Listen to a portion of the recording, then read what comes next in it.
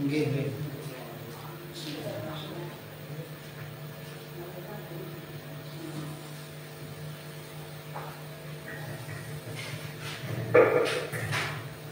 Assalamualaikum warahmatullahi wabarakatuh. Bismillahirrahmanirrahim.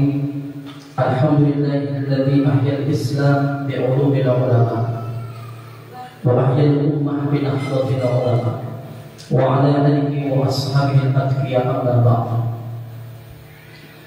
Ina amal semakin dari jamaah pengajian malam Selasa rahimakumullah. Insyaallah pengajian kita dalam malam ini akan diisi oleh guru kita Al-Mukarram Bapak Dr. Ahmad Hawashi Syamsuddin LCMA.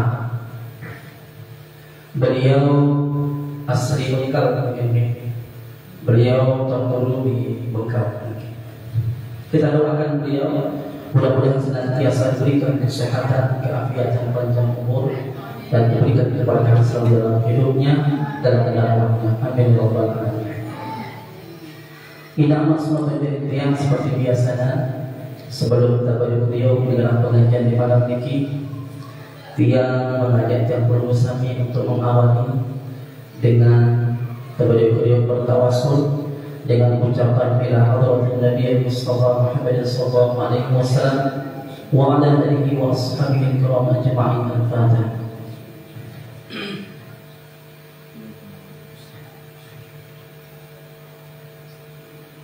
لجميع الأولياء الله تعالى ولجميع العلماء والشهداء والصالحين خصوصا الشيخ عبد القادر الجيلاني وللشيخ خليل بكرام والشيخ هاشم الأشعري وللشيخ الأسقف سيد محمد بن المالكي ولحبيب منزل المصطفى حبيب حسن بن بهارون وللشيخ نووي البلتاني وللشيخ ياسين الفضلي وللشيخ محمد نصر الله وللشيخ السري شمسولي وللشيخ أسعد وللشيخ محمد صالح الحمداني وللشيخ إبراهيم الخالدي وللشيخ مصطفى الخالدي وللشيخ محمد إدريس مصباح وللشيخ نووي إدريس وللشيخ بن إبراهيم وللشيخ بن إبراهيم وللشيخ حسن مصطفى وللشيخ جنيدي وللشيخ كميل وللشيخ عبد الستار وللشيخ يوسف عبد الستار وللشيخ وليد وللشيخ محب الله وللشيخ ولد الله وللشيخ سهام الدين وللشيخ نجم الدين وللشيخ خليل وللشيخ أحلام وللشيخ عبد السليم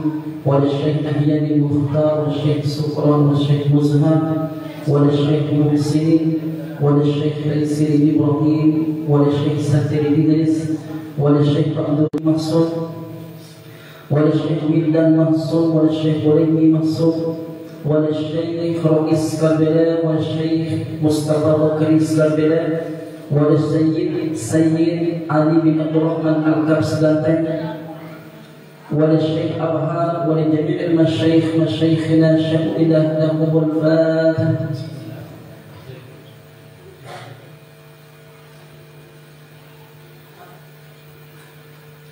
Al-Fatihah niatan tiba kedua dengan tawata ina amata tiba selaku guru-guru ta selaku dengan seberjasa terkini di awal Islam.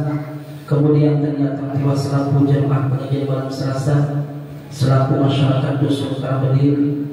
Mudah-mudahan Allah panjangkan umurna, kesehatan selalu didikna zahir wal batin. Allah mudahkan segala urusanna, Allah luaskan rizkina, Allah berkahi hidupna. Mudah-mudahan rizkina semakin bertambah, berlimpah, mengalir dan barokah. Mudah-mudahan Allah kabulkan segala hajatna, impianna, harapanna, cita-cita mulia dan doana. Dijagalah sakit, mudah-mudahan segala kesehatan Allah Subhanahu wa taala. Semua meninggal dunia mudah-mudahan senantiasa mau ampunan Allah dalam kubur. Terluasan selalu kuburna, kebebasan dan siksa kubur, fitnah kubur. Terkumpulan selalu bersama orang-orang yang saleh. Kejadian kuburna taman syurga di hadis ini yang ada kubur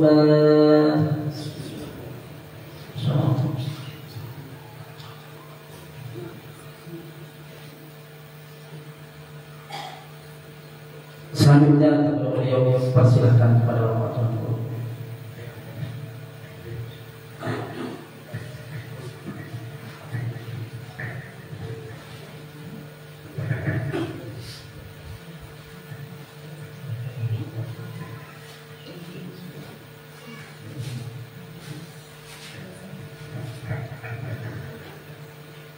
Bismillahirrahmanirrahim. Assalamualaikum warahmatullahi wabarakatuh. Alhamdulillah, wassalatu wassalamu ala rasulillah Sayyidina wa maulana Muhammad ibn Abdillah wa ala alihi wa ashabihi wa man wala. La hawla wa la quwwata illa billah. Subhanaka la ilma lana illa ma 'allamtana innaka antal alimul hakim. Rabbi shrah li sadri wa yassir li amri wahlul 'uqdatam min lisani yafqahu qawli wa saddid lisani wahdid qalbi bijahin nabiy sallallahu alaihi wasallam. Amma ba'd. Yang sama-sama yang perlu hormati dan muliakan akhirnya Al-Ustaz Dedi Suhail bin Sanusi, mudah-mudahan beliau tetap terjaga sehat walafiat, panjang umur, barokah umur, dikabulkan hajat dunia akhirat beliau, dan mudah-mudahan TPQ Diyaul Islah ini menjadi TPQ yang memberikan sumbangsi khusus untuk umat Nabi Muhammad SAW dalam mengajarkan Al-Quran. Bapak-bapak, ibu-ibu, jemaah hadirin hadirat yang dirahmati Allah Subhanahu wa Ta'ala. Alhamdulillah, pada malam hari ini tiap berumur kekejar sehat walafiat, bertatap muka, bersilaturahmi dalam rangka tentunya majelis ta'lim yang mana niki menjadi rutinitas.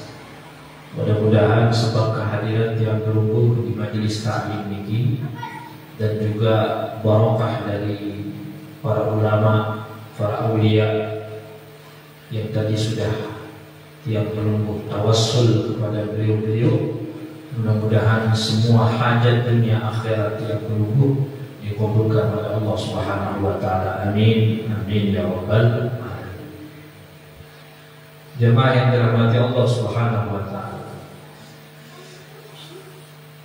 Kediri, Karangbedil ini nggak asing bagi dia. Karangbedil juga kalau pengajian yang pernah pengajian di Karangbedil, mun lalu mulut jangan kerem dia. Lalu mau pengajian dan tumbe dia.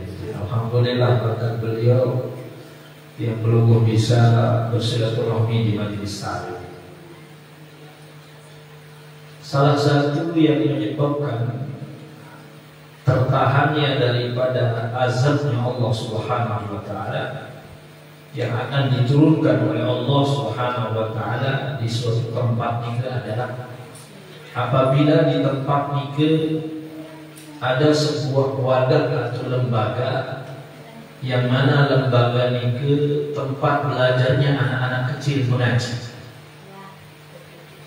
Misal barangkali TPQ sabaran, maka TPQ atau tempat-tempat rumah-rumah jalan berugak-berugak atau musola-musola yang tempat diajarkan Al-Quran, maka sebab daripada tempat nike tutfi'u ghadabar, bisa memadamkan daripada kemurkaan Allah Subhanahu wa Ta'ala.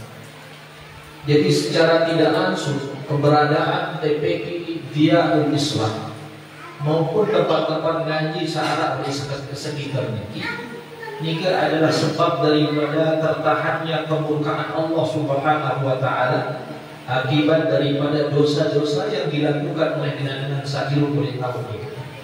Alhamdulillah, tentunya menjadi kebanggaan dan kesyukuran bagi tiap penduduk di tempat niki ada wadah yang seperti niki, maka menjadi wajib bagi tiap penduduk untuk mendukungnya terhadap segala macam kegiatan dan aktivitas yang ada di TPQ Diyaul Islah. Mudah-mudahan apa yang dihajatkan oleh akhina ini Al-Ustaz ini dikabulkan oleh Allah Subhanahu wa Ta'ala, yang tentunya tempat ini menjadi tempat yang barokah. Amin ya rabbal alamin. Di dalam salah satu kitab karangan para ulama yang berjudul Kifayatul Atqiyah di Minhajul Asfiyah, di situ disebutkan di dalam diwannya atau syairnya bahwa dawaul qalb khamsah. Obat hati nikah lima. Dawaul qalb khamsah. Dawaul qalb khamsatun. Fatilawatun bitadabburil ma'na walil badlil khala wa qiyamul layli wa tadarrub fis sahari wa mujaladas salihin al-fudala. Dikatakan di situ bahwa obat hati nikah lima macam. Jadi hati yang belum niki jamaah tidak akan pernah tenang dengan sesuatu yang bersifat dunia. Dengan ini hati niki ya terhibur isi kepeng penuh dengan ini hati niki ya tenang dengan jabatan yang tinggi dalam perkara dunia tidak bisa.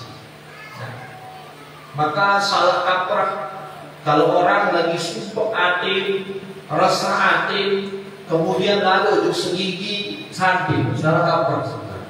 Nah, itu salah satu cara mengobati hati yang salah. Karena obat daripada hati itu bahasa para ulama lima obat hati. Seandainya belum mau menghibur hati ini sampai ujung dunia sekalipun, maka hati ini tidak akan terobat kecuali dengan lima perkara. Dan kata Rasulullah SAW, penentuan dengan nikah bahagia atau tidaknya, sakit atau sehatnya apabila bahagia hatinya dan sehat hati. Nah, mun sakit hati berbeda ukuran secara zahir, si sehat secara jasmani, kali semendak yang sakit, kali semendak yang sakit. Kalau betul kebahagiaan itu bisa timbul, bisa muncul sebab daripada kepeng. Yang lebih susah-susah pejabat itu senapa korupsi, terang.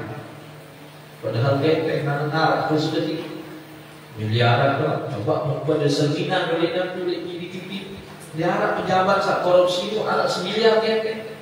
Rata-rata puluhan miliar. Kenapa demikian? Karena uang tidak bisa mengobati daripada adil dia. Tidak bisa.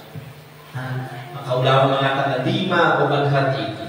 Apa saja yang 5? Fatilawatul Quran bitadabburil ma'na. Saat pertama obat hati ini kebaca Al-Quran dengan mentadabburi daripada maknanya, dengan merenungi daripada maknanya. Obat hati ini ke saat pertama baca Al-Quran. Jadi kalau belum susah-susah buka Al-Quran. Kalau belum susah-susah tidak lalu bekedai kujuk mall. Lalu bekedai kujuk mall. Tentu bau pekakan, menggigit, bau beli apa berulang-ulang kujuk mentadabburi, merenungi daripada makna.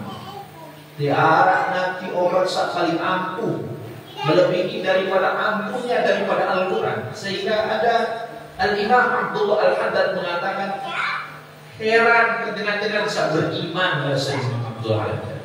Heran aku dengan orang-orang yang beriman ketika dia lagi susah, ketika jangan kurang kepeng, ketika jangan sakit hati, ketika tentang Nabi pun hal-hal yang berkaitan dengan kesusahan oleh dunia ini, dia meninggalkan daripada obat yang sebenarnya yaitu Al-Quran. Di dalam Al-Quran ini jelas Allah Subhanahu wa Ta'ala mengatakan bahwa Al-Quran ini syifaa'un lima fis sudur, hudaw wa rahmatul lil mu'minin. Jelas Al-Quran ini adalah syifa, obat bagi aden yang berhubungi. Kalau para ulama terdahulu mereka kalau susah, mengapa buka HP? Jangan buka susah, buka HP, buka hiburan Facebook, buka hiburan Instagram, sambil mandi, chatting gaji bakul, cerita susah. Nah, maka belum kalau susah, buka, baca Al-Quran. Seandainya dia belum pun tidak paham tentang maknanya, maka tidak apa-apa buka terjemahannya. Nabi kira-kira makna, Nabi resapi daripada bacaan nikah, insya Allah sebab daripada nikah kesusahan ini akan dihilangkan dari akhir yang berlaku oleh Allah Subhanahu wa Ta'ala. Dulu para ulama salafun saleh yang dulu yang terdahulu, mereka adalah orang-orang yang tidak pernah lepas daripada Al-Quran. Karena sebab mereka tidak pernah lepas daripada Al-Quran, maka kehidupan mereka ini kesejahtera, kehidupan mereka ini kebahagiaan, hati mereka ini tenang, tentram, dan lain sebagainya. Sehingga mereka karena saking nggak maunya pisah dengan Al-Quran, para ulama terdahulu wiridnya juga dengan Al-Quran. Wiridnya juga dengan Al-Quran. Sehingga ada para ulama yang menghatamkan Al-Quran di siang hari sekali, di waktu malam sehari. Jadi kenyelur ni ke sekali menghatam Al-Quran, ke malam ni ke sekali. Berarti sejeluk bila kali? 2 kali. Mau sebulan bila kali? Berarti 60 kali. Bayangkan. Nah, ada juga ulama yang menghatamkan Al-Quran siang 2 kali, malam 2 kali. Berarti sejeluk 4 kali. Ada yang menghatam Al-Quran siang 3 kali, malam 3 kali. Ada yang menghatam Al-Quran siang 4 kali, malam 4 kali. Berbicara dan kedua berbicara. Orang kalau sudah berkah waktunya, seolah-olah mereka yang mengatur waktu. Kadang-kadang tiap berukun ini karena berkah waktu, seolah-olah itu saat kerja di sini. Begitu waktu itu bedanya. Bedanya dengan saat barokah. Kadang-kadang kan nanti amalan para ulama nanti mungkin yang perlu menganggap ini kalau berbeda bagi yang kurang barokah waktunya. Tapi bagi mereka seolah-olah mereka diberikan izin oleh Allah Subhanahu wa Ta'ala untuk berubah daripada, atau mereka yang mengatur daripada waktu. Mereka yang mengatur waktu. Seperti halnya para Isra Mi'raj, perjalanan yang begitu panjang, hanya sebatas sekejap. Nah, kenapa? Karena kalau sudah Allah Subhanahu wa Ta'ala mencintai seorang hamba, seolah-olah mereka yang diizinkan oleh Allah Subhanahu wa Ta'ala untuk mengatur daripada waktu. Ini itu kan terkejar-kejar waktu. Ya. Sehingga mereka para ulama itu hal-hal yang berkaitan dengan Al-Quran, mereka tidak punya wirid kecuali wiridnya Al-Quran. Sampai ada orang yang hantam di antara para ulama itu, selang antara maghrib ke isya kemana Al-Quran. Noben. Kira-kira dia belum selang maghrib ke isya itu ngapain? Ibu-ibu gitu paling bagus sinetron di TV itu kan. Selang maghrib di isya itu paling bagus sinetron. Mereka para ulama selang maghrib isya hantam Al-Quran. Jika mereka tidak ada kenikmatan yang lebih nikmat, yang lebih menenangkan, memberikan ketentraman, kenyamanan, melebihi daripada bacaan Al-Quran. Ada seorang ulama namanya Syekh Muhammad Jamaluddin. Syekh Muhammad Jamaluddin ini tidak begini jamaah Quran, wiridnya Quran, siang Quran. Dia mau lepas Quran, dia mau lepas Al-Quran. Sehingga karena beliau tidak pernah lepas Al-Quran, sampai saking nikmatnya beliau baca Al-Quran itu, beliau merasakan dari bacaan Al-Quran yang itu marah rasa maju campur susu. Nah, ketika beliau membaca Al-Quran, orang-orang yang di sampingnya ini mencium daripada Nabi harum mulut beliau itu yang keluar marah nanti maju campur susu.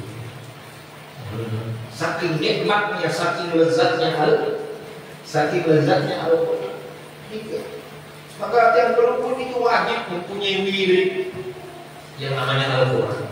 Wajib yang berukun itu baca Al-Quran.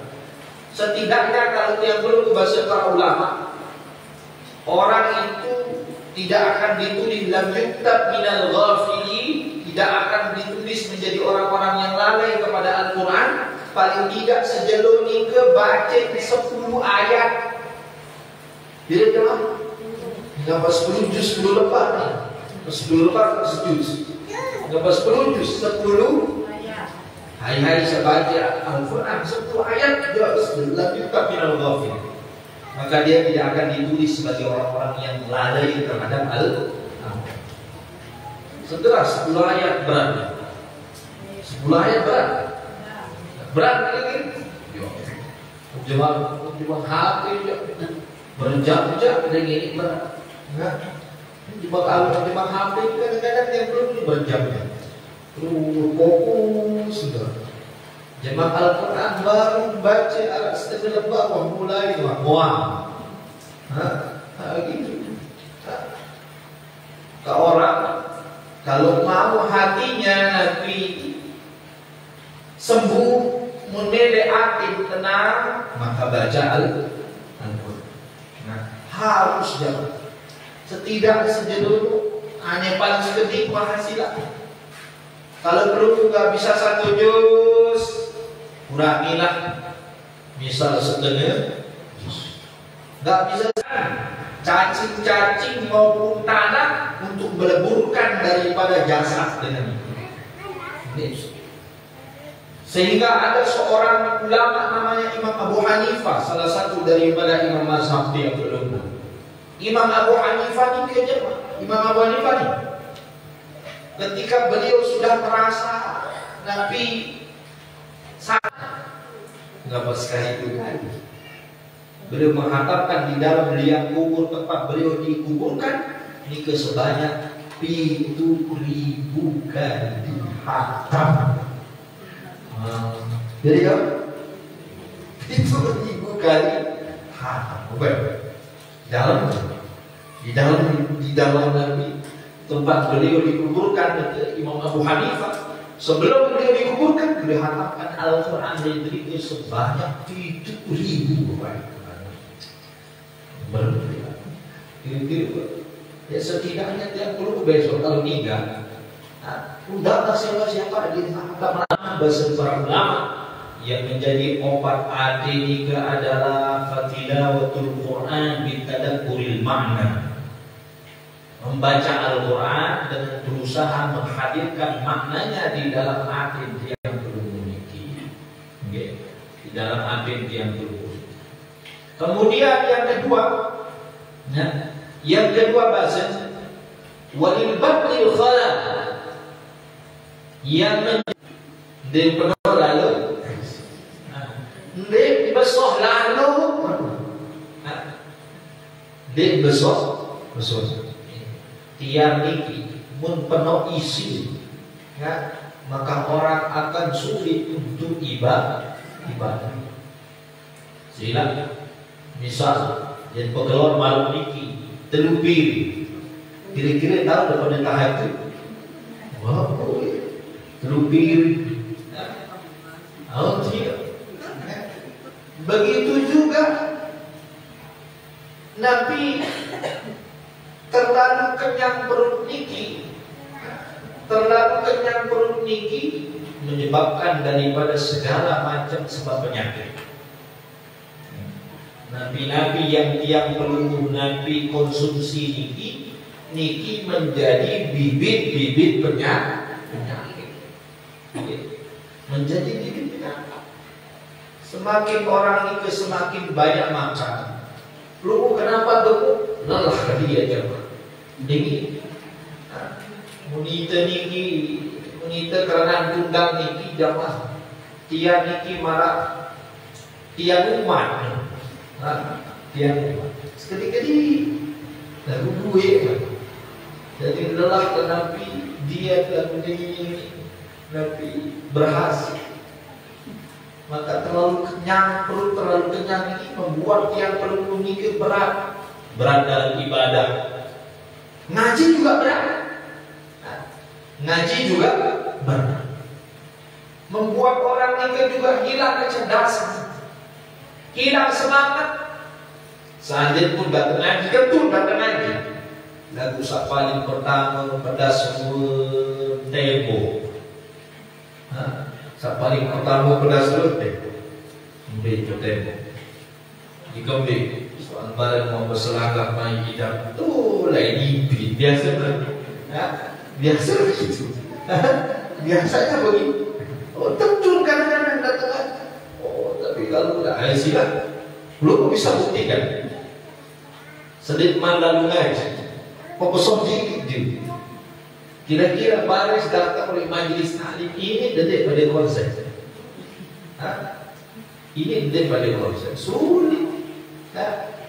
Sulit. Ya sulit.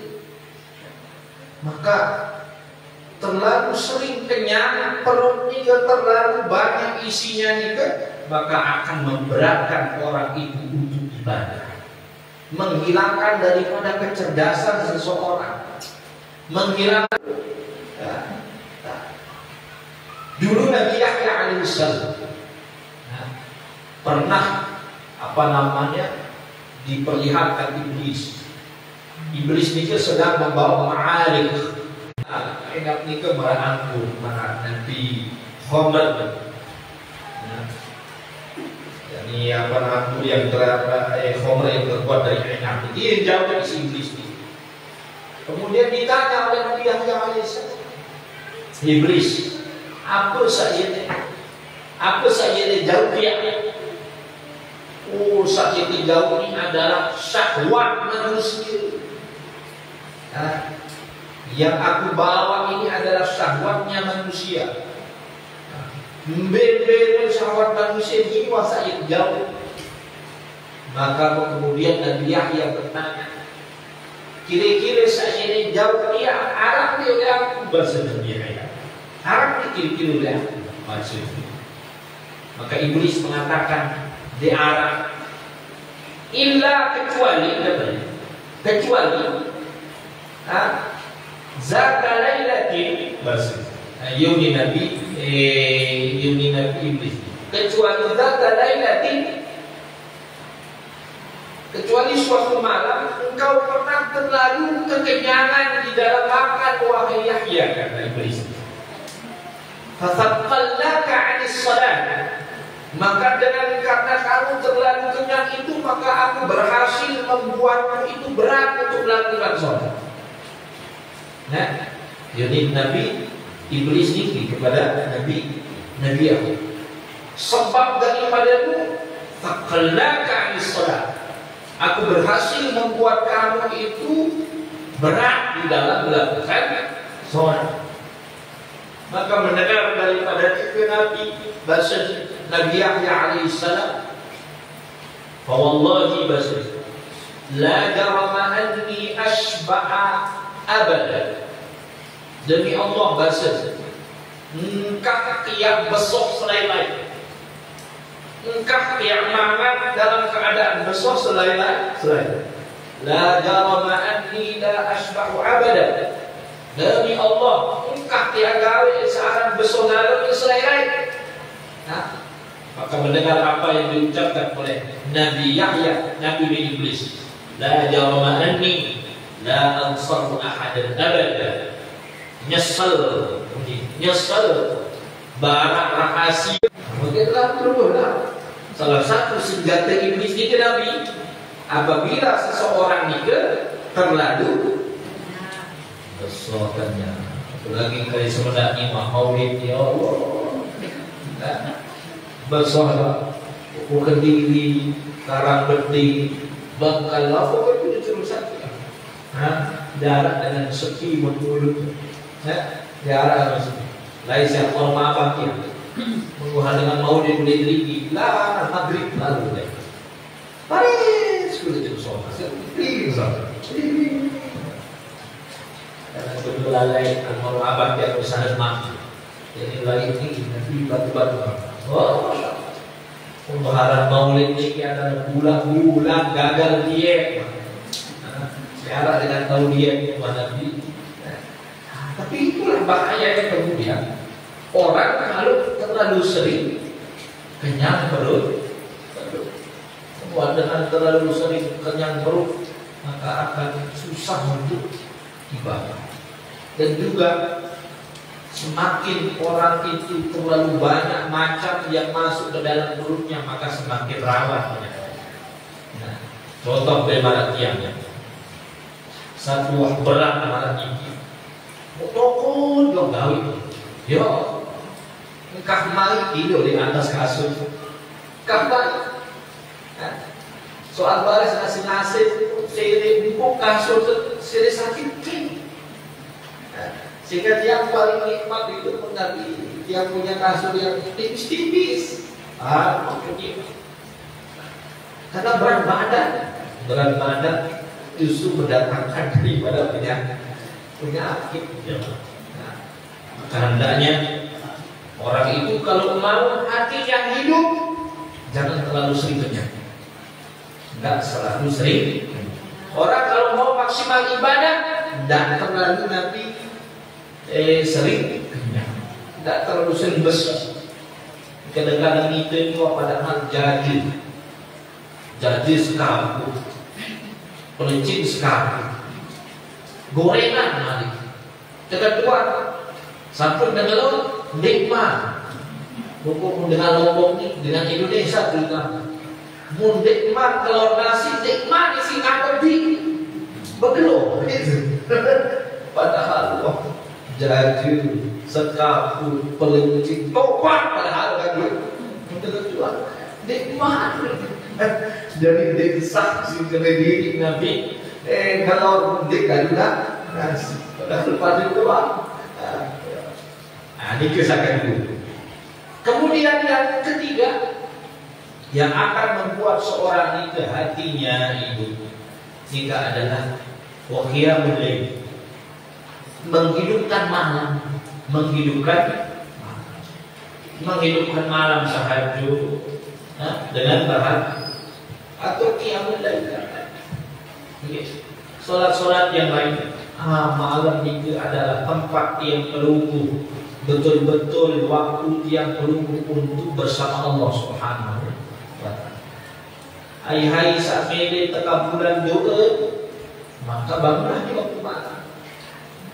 Membahas para ulama, orang yang terlalu sering meninggalkan ibadah di waktu malamnya ketika orang lagi tidur, maka mereka adalah orang yang fakiran yaumul qiyamah. Dengan sajalah merah oleh jeluk hai dengan yang banyak meninggalkan ibadah di waktu malamnya, maka mereka adalah orang yang fakiran yaumul qiyamah. Dengan sajalah oleh jeluk dengan saat tidur subuh dengan jelek oleh jeluk. Dan dia meninggal Rasulullah. Tidur subuh nika menyebabkan orang miskin hidup. Sering tidur waktu subuh menyebabkan orang nika miskin di dunia. Dan orang yang terlalu banyak tidur di waktu malam tanpa menghidupkan malamnya dengan ibadah qiyamul lail, maka mereka adalah fakir. Dengan saat jalan balik tidur ya. Nah ya ini di saat Nabi sugih boleh jeluk kiamat bangun di waktu malam. Absus salam, kemudian wasilul arham, kemudian kata Rasulullah SAW, hidupkan malammu wanas dunia. Hidupkan malammu dengan sholat ketika seorang itu sedang dalam keadaan di hidup. Kalau tidur, dan kalau perlu mau doanya dikabulkan oleh Allah Subhanahu wa Ta'ala, hidupkan doa. Itu dulu. Kenapa? Karena bangun malam nikah adalah tradisi orang-orang saleh. Tradisi dengan saleh. Dan orang-orang saleh nikah ketika mereka mau minta sama Allah pasti di waktu orang sedang tidur terlelap. Dia termudah sama Allah Subhanahu wa Ta'ala. Di situ dia sehingga ketika tiap pelunggu Nabi berdoa, setidaknya doa tiap pelunggu ini satu map dengan doa-doanya orang soleh. Mungkin tiap pelunggu secara kriteria manusia bisa diharap dulu dia kabul-kabulan dulu. Tetapi karena satu map dengan doa-doanya orang soleh, maka sebab daripada doa-doanya orang saleh di waktu malam, insya Allah doa-doa yang itu akan dikabulkan oleh Allah Subhanahu. Kemudian waktu tadarruk fi sahar, tadarruk itu munajat. Pelunggu qiyamul lail mendirikan dengan salat kemudian dia yang perlu curhat kepada Allah. Nah, Allah Subhanahu wa taala langsung sepertiga malam itu menawarkan kepada dia. Tapi sedikit sekali yang Nabi menyangkut daripada tawaran.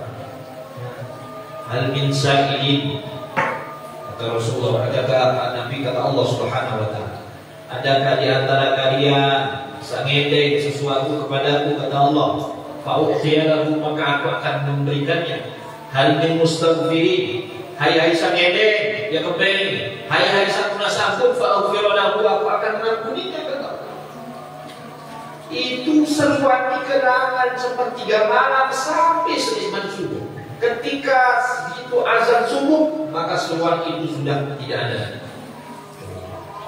Ketika belum lagi tidur, ketua insyaallah taala, hai mengendeng oleh aku Nabi sih terjawab Allah taala.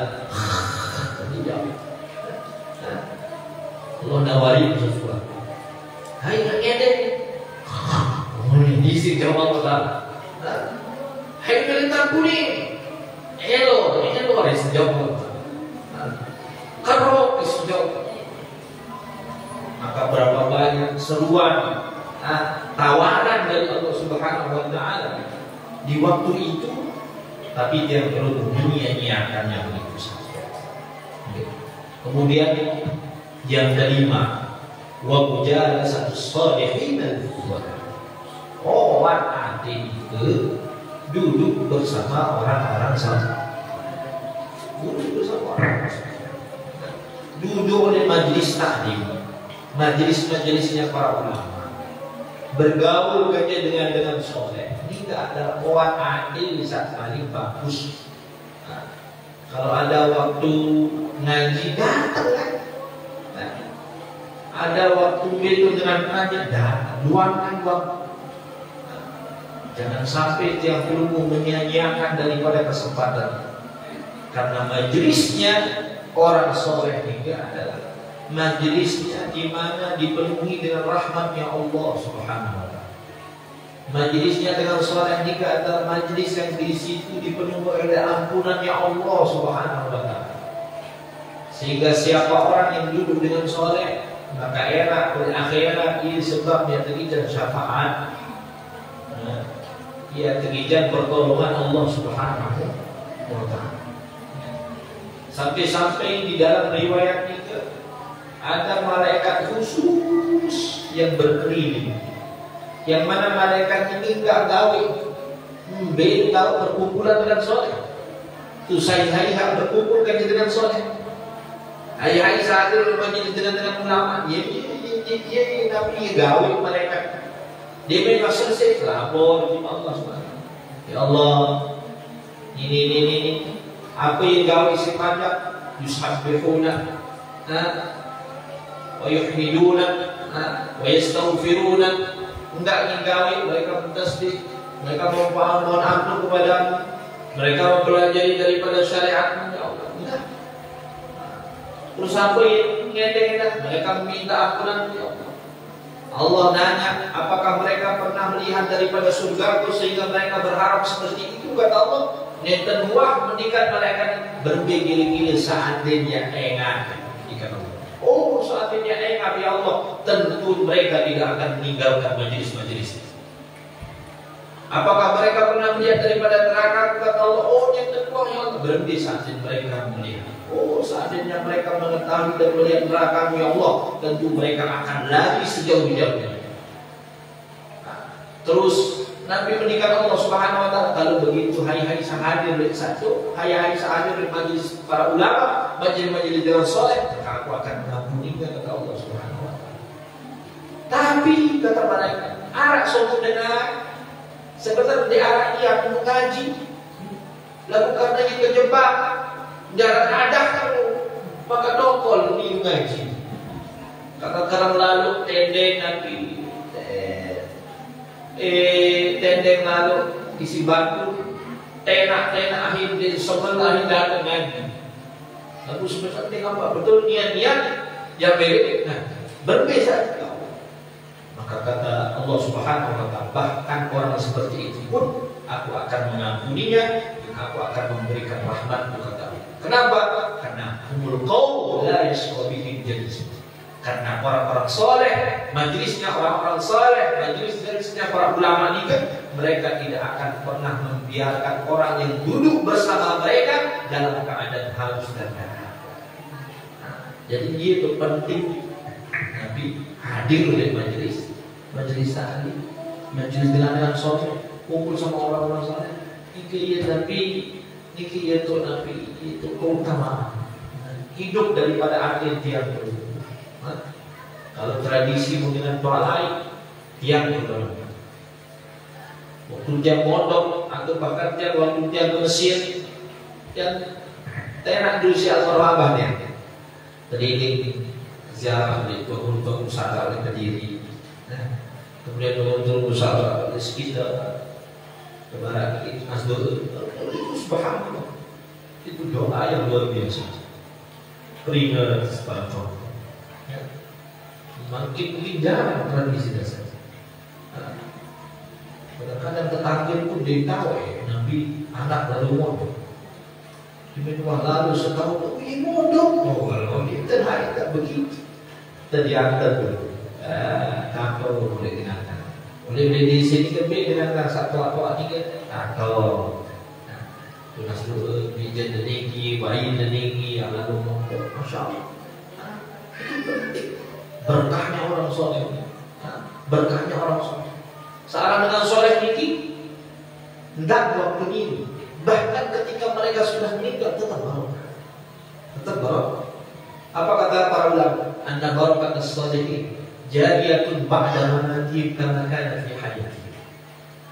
Berkahnya orang soleh terus mengalir, bukan hanya ketika mereka hidup, bahkan ketika mereka sudah meninggal.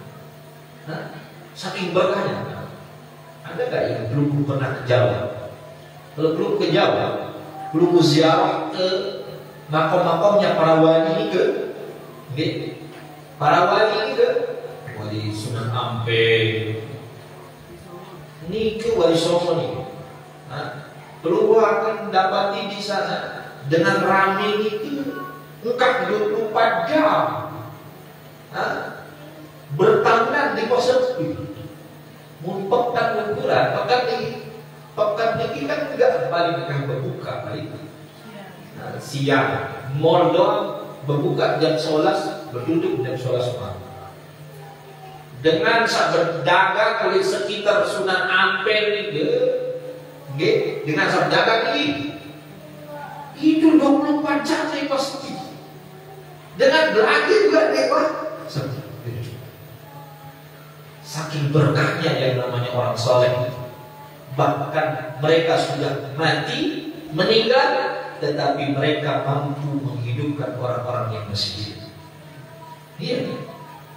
Berkahnya mereka menghidupkan, justru berkah mereka membuat orang-orang yang hidup itu menjadi hidup.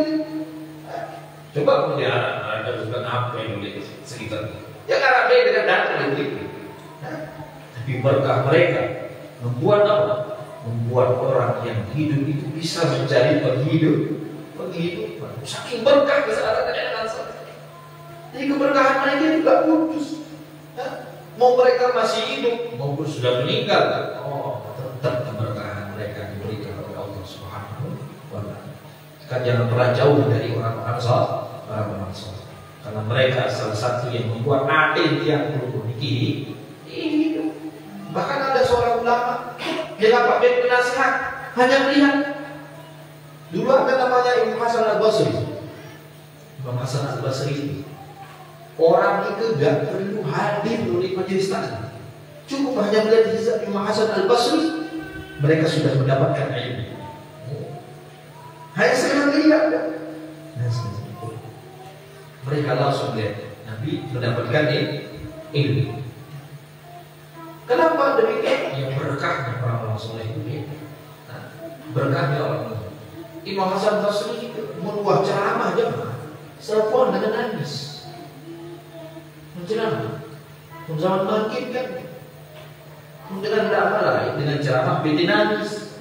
Zaman bangkit dengan ceramah bete lucu, kan? Orang zaman Orang sekarang hadir aja ceramah.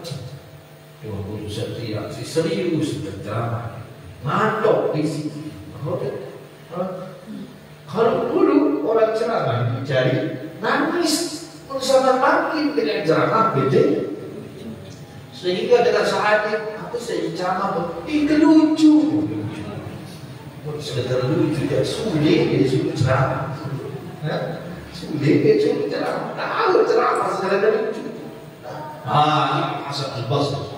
Beliau setiap ceramah, maka setiap orang yang mendengar ceramah beliau akan nangis.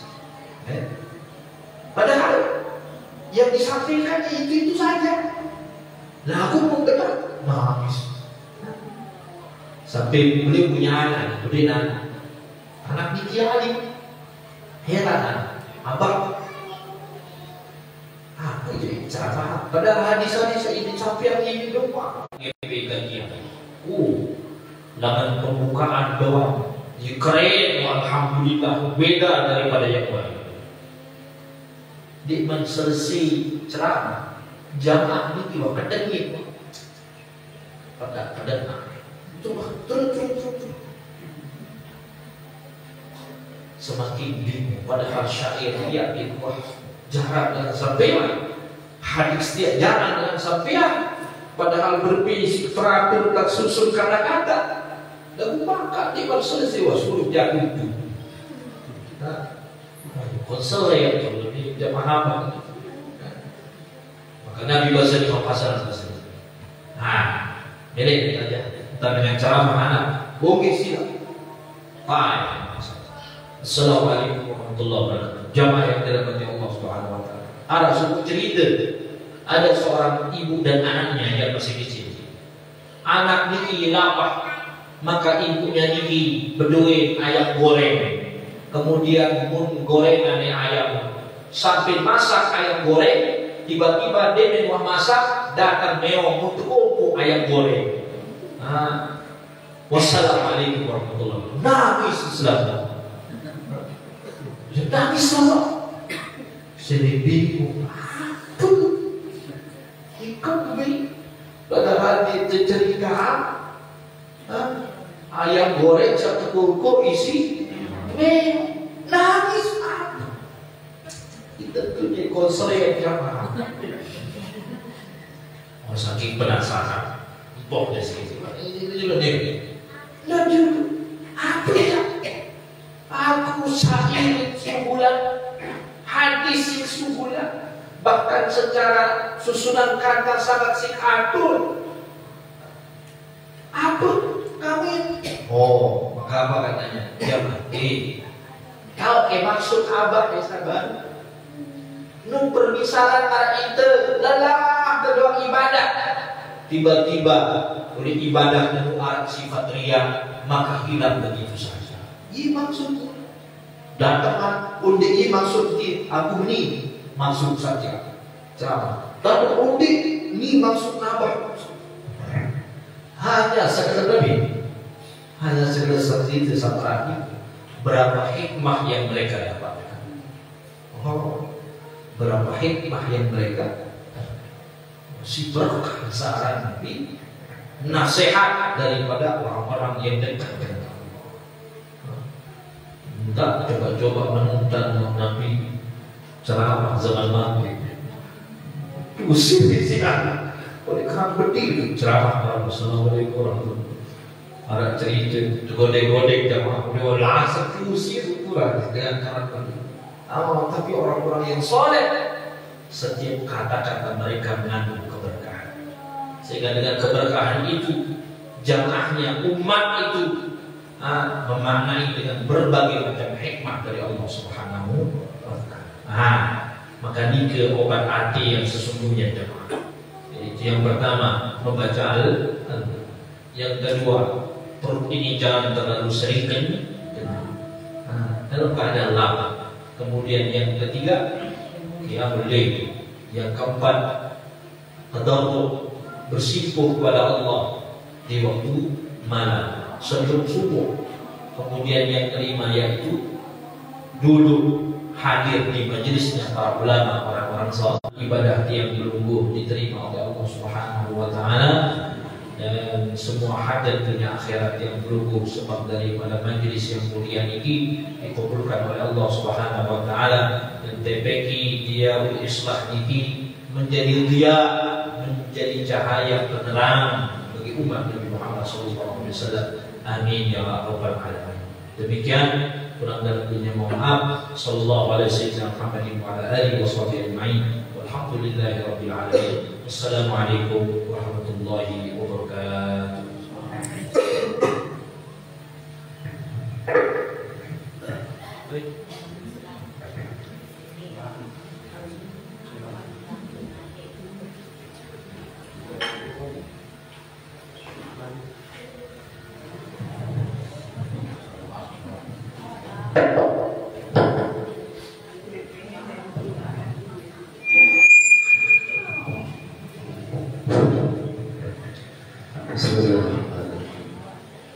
إن الله وملائكته يصلون على النبي يا أيها الذين آمنوا صلوا عليه وسلموا تسليما.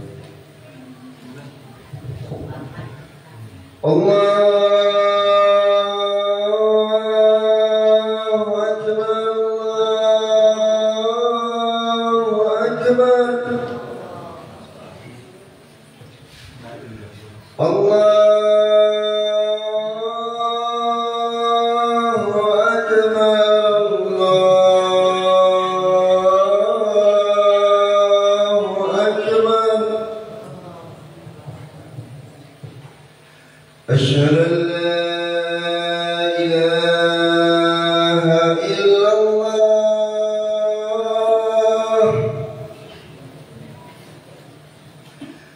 أشهد أن لا إله إلا الله.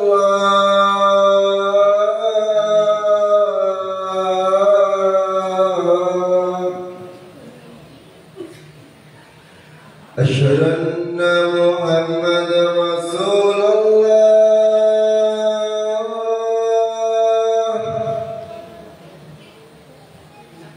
أشهد أن محمد رسول الله.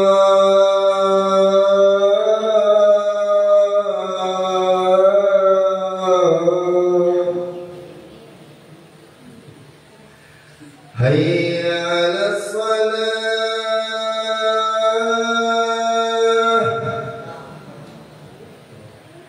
هيا على الصلاة.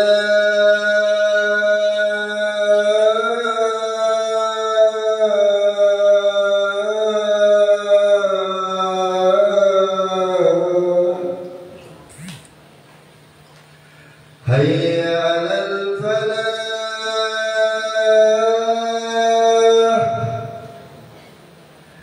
هيا على الفلاح.